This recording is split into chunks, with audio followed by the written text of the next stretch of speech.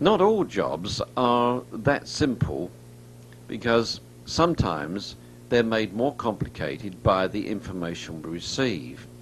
In this instance, the bill of lading for the trailer seemed to indicate that there was something either explosive, noxious, or generally poisonous contained in the front end of this trailer.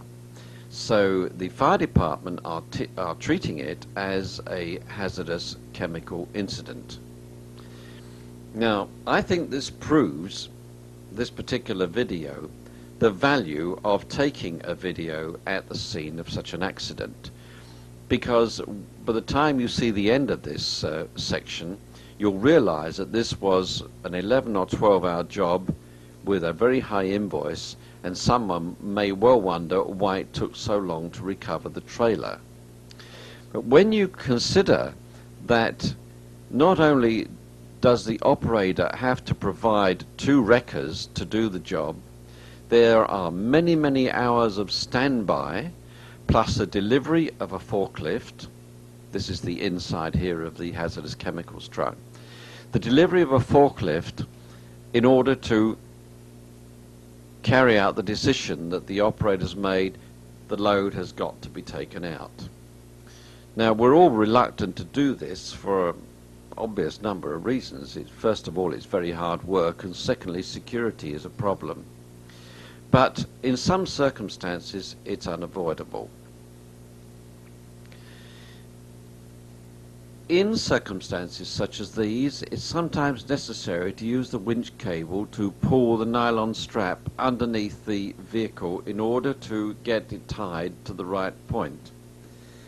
Now, operators vary in their opinions as to the correct hookup points, and in this case, this operator is putting the winching chain through the axle. I think he is going to get some advice in a moment that that's the wrong place to put it, and then he's going to put it round the spring hanger instead.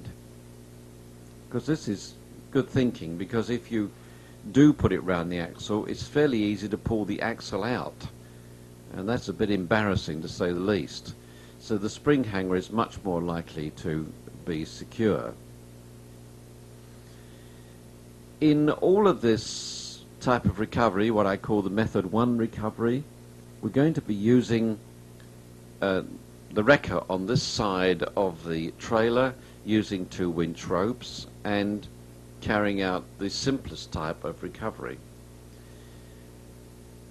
Here the operator is employing 2 trucks and using the one on the right hand side as the restrainer, with the one on the left side as the winch truck.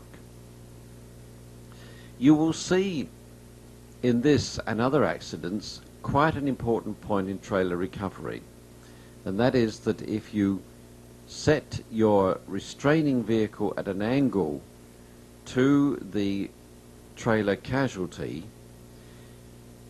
i.e. running your strop at 45 degrees across the trailer, it will have more restraining effect than putting 1 strap at each end, which is often impossible because you can't get 2 straps underneath.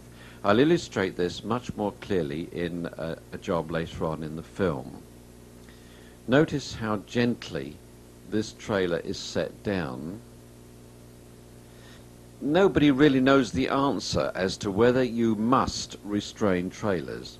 There are certain circumstances, indeed, where you, I think, have a legal obligation to restrain them. Loads of meat swinging from the roof, that's frozen meat swinging from the roof of the trailer, is the first and most important. These are very dangerous loads to recover.